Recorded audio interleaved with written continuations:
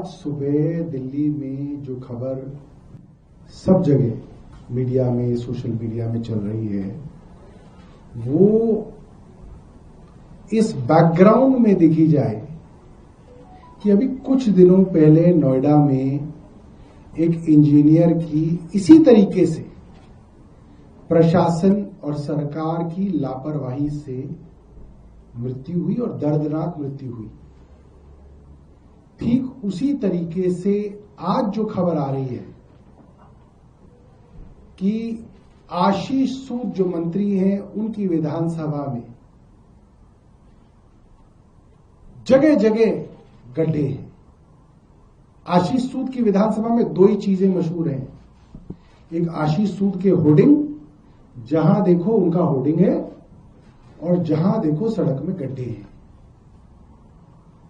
और उनमें से एक होर्डिंग के अंदर एक आपके हमारे जैसा सैलरीड आदमी, 25 साल का नौजवान, HDFC रोहिणी में कॉल सेंटर में नौकरी करने वाला एक मां का लाल, जिसको 25 साल का बड़ा किया उस परिवार ने, वो उस गड्ढे में सुबह गिरा हुआ पाया गया।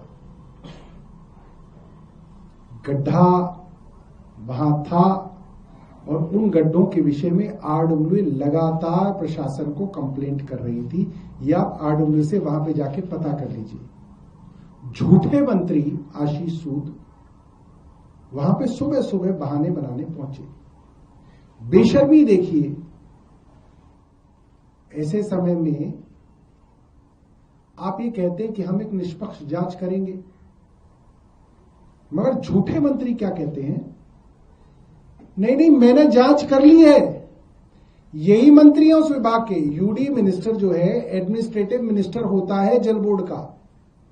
एडमिनिस्ट्रेटिव मिनिस्टर यही है।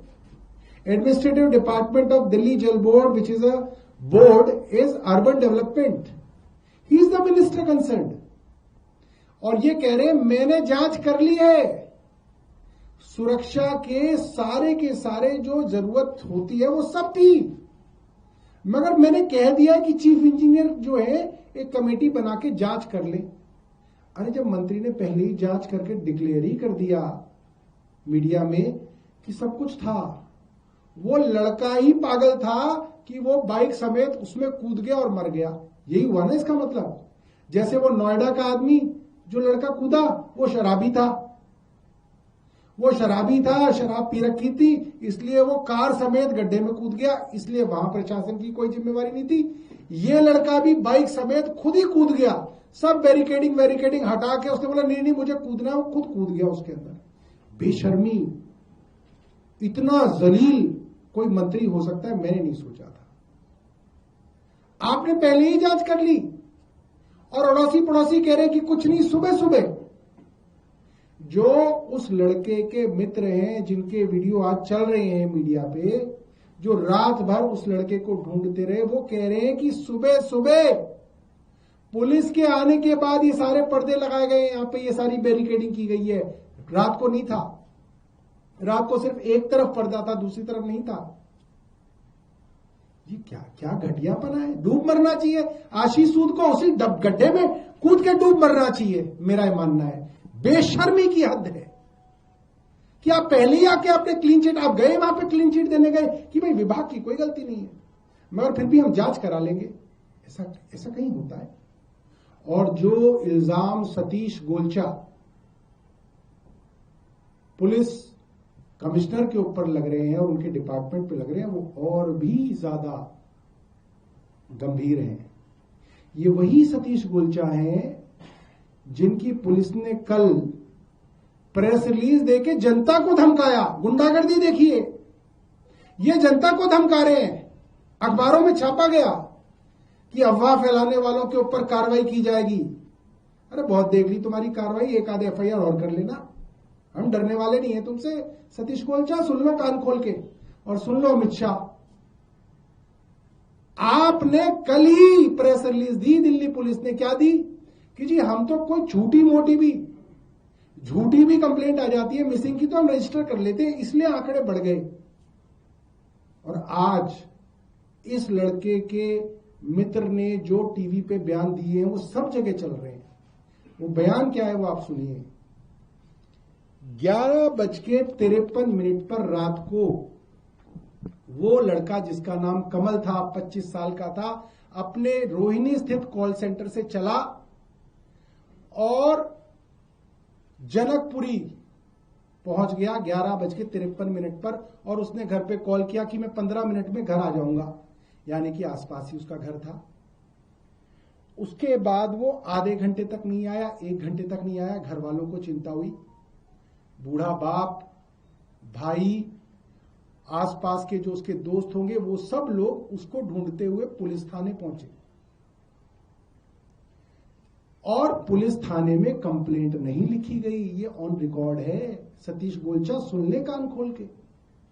कल ही प्रेस रिलीज दिया है, आप सबने छापा है अपने अपने अखबारों में और टीवी में कि हमारे पास तो कंप्लेंट, हमने तो इतनी एक्सेसिबिलिटी बढ़ा दी है कि कोई भी कंप्लेंट कर दे तो मिसिंग हो जाता है। मिस नहीं हुए हैं, कोई नहीं गुमा है, सब कुछ बढ़िया है। हम तो कंप्लेंट कोई आ जाए दायर कर लेते, इसलिए रिकॉर्ड बढ़ गया। और ये लड़का बता रहा है कि रात को 6 अलग अलग थानों में घुमाए, किसी ने एफआईआर दर्ज नहीं करी इसकी। रात को ये रोहिणी पुलिस स्टेशन गए, ये पालम पुलिस स्टेशन गए, ये सागरपुर पुलिस स्टेशन गए, ये मंगोलपुरी पुलिस स्टेशन गए, ये डाबरी पुलिस स्टेशन गए, ये जनकपुरी पुलिस स्टेशन गए, मगर इनको कहा गया कि रिपोर्ट बाद में दर्ज करेंगे, सुबह 11 बजे दर्ज करेंगे। ये तो बेशर्मी है इस पुलिस की। जो कल अपनी पीठ थपथपा रहे थे, आज तो छपा हुआ है टाइम्स ऑफ इंडिया में, इतना लंबा छापा है राजशेखर झा ने, दिल्ली पुलिस का बयान। अरे तुम पीआर कंपनी क्यों नहीं खोल लेते दिल्ली पुलिस की, वही चला लिया करो कि जी ऐसा नहीं है आंकड़े, तो ये तो हर साल ही होता है। तो और शर्म की बात है। अगर हर साल इतनी लड़कियां गुम हो रही है, नाबालिग लड़कियां, तो और भी शर्म की बात है। उससे ज्यादा शर्म की बात क्या हो सकती है कि आप पिछले साल भी उतने ही नालायक थे जितने इस साल उतने नालायक हो। 6 थानों में गए, उनकी रिपोर्ट दर्ज नहीं हुई, और हुई हो तो दिखा दो। वो लड़का तो कह रहा है नहीं करिए आपने दर्ज। और सुनिए, सागरपुर पुलिस स्टेशन के अंदर जब उन्होंने कहा कि हमारा भाई खो गया है, तो सागरपुर पुलिस स्टेशन में पुलिस के मुलाजिम ने क्या कहा, अरे तुम्हारा ही भाई खोना खोया है, सारी दुनिया खो रही है। ये पुलिस थाने में बोला गया उसको सागरपुर में कि जगह जगह कितने खो गए, तुम्हारा ही कोई ना अकेला खोया है। ये तो हालत है, ये सेंसिटिविटी है पुलिस की। और ये तब है जब 2 दिन से अखबारों में छप रहा है कि महीने के पहले 15 दिन में, जनवरी 2026 महीने के पहले 15 दिन में 800 से ज्यादा लोग जो है लापता हैं, उसमें ज्यादातर लड़कियां हैं और नाबालिग लड़कियां हैं। ये तब वो हाल है पुलिस सेंसिटिविटी का। उसके बाद सुनिए, जो उसके दोस्त बता रहे हैं वो बहुत बहुत ज्यादा जो है अलार्मिंग है, और उन्होंने वीडियो पे बताया है। उन्होंने कहा कि रात को हम 7 लोग करीब करीब, बाप, भाई और उनके करीब 5 दोस्त डिस्ट्रिक्ट सेंटर जनकपुरी के आसपास घूमते रहे, क्योंकि पुलिस ने कहा कि इसकी आखिरी लोकेशन जो थी डिस्ट्रिक्ट सेंटर जनकपुरी थी। पुलिस के द्वारा एक लोकेशन इनको शेयर की गई और फिर पुलिस ने उसको तुरंत डिलीट कर दिया। सोचिए, पुलिस के पास लोकेशन थी, इस बात को आप समझिए। पुलिस के पास मृतक की लोकेशन थी। क्यों थी? क्योंकि उस मृतक का फोन बज रहा था, हो सकता है वो उस वक्त ना मरा हो। देखिए, वो गड्ढा मैंने भी देखा, उस गड्ढे में गिर के तुरंत कोई मर जाए ये मुमकिन नहीं है। वो बच्चा गिरा जरूर होगा, मगर वो मरा कई घंटों बाद होगा। और इसकी पूरी गुंजाइश है कि जब वो गिरा होगा वो जिंदा होगा। पुलिस के पास उसकी लोकेशन थी, क्योंकि जब उसका फोन चल रहा है तो जाहिर सी बात है इनके पास तो सबकी लोकेशन होती है। मेरी ट्रैक करते हैं पूरे दिन लोकेशन, मेरी लोकेशन 3 एजेंसी ट्रैक करती है इनकी। तो ये है, तो ये लोकेशन तो ये जिसकी चाहे ट्रैक कर सकते हैं, तो उसकी लोकेशन इन्हें मालूम थी। इन्होंने उसकी लोकेशन शेयर की और फिर उसकी लोकेशन डिलीट कर दी, ये कह के कि ये जो है कॉन्फिडेंशियल है। इससे ज्यादा घटियापना क्या हो सकता है पुलिस का। 7 लोग उसके परिवार के उस इलाके में घूमते रहे और उन्होंने ये कहा है कि रात को 1 बजे उन्होंने उस गड्ढे में झांक के देखा था, उस गड्ढे में कमल नहीं था, उस गड्ढे में उसकी बाइक नहीं थी। बाइक और एक आदमी गड्ढे में पड़ा हो और उसके माँ बाप दोस्त ढूंढ रहे हैं उसको, तो ऐसा मुमकिन कम है कि वो देखें और उनको नजर में ना आए, क्योंकि आप सब लोगों ने फोटोज देखी।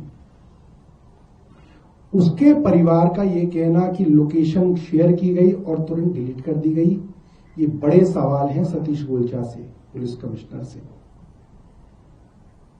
और रात भर उसके माँ बाप ने और उसके दोस्तों ने उसको ढूंढा, वो वहां नहीं था।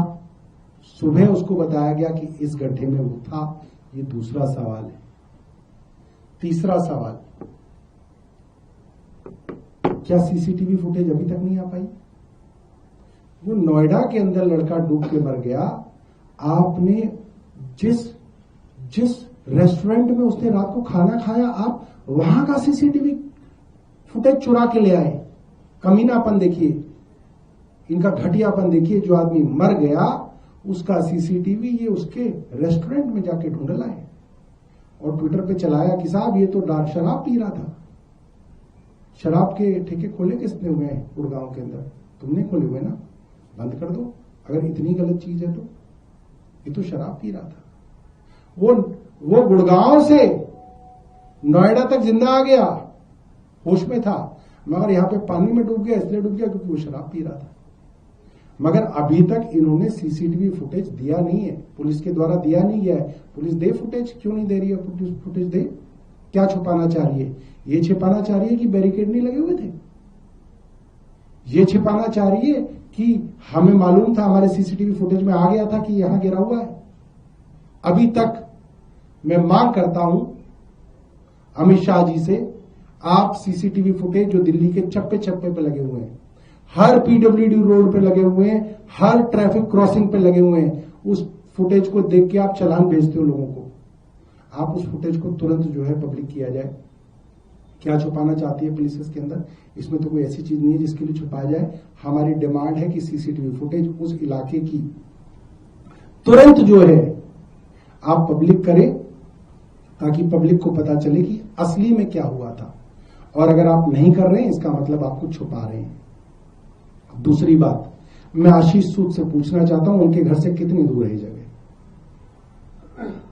आशीष सूद जो जनकपुरी में रहते हैं, उनके घर से कितनी दूर है? 100 मीटर या 200 मीटर?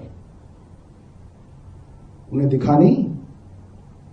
उनके घर वालों को दिखा नहीं? इतना बड़ा गड्ढा हो रखा है, मंत्री हैं वो यूडी के, उनके अधीन जल बोर्ड आता है, होर्डिंग तो हर जगह लगा रखे।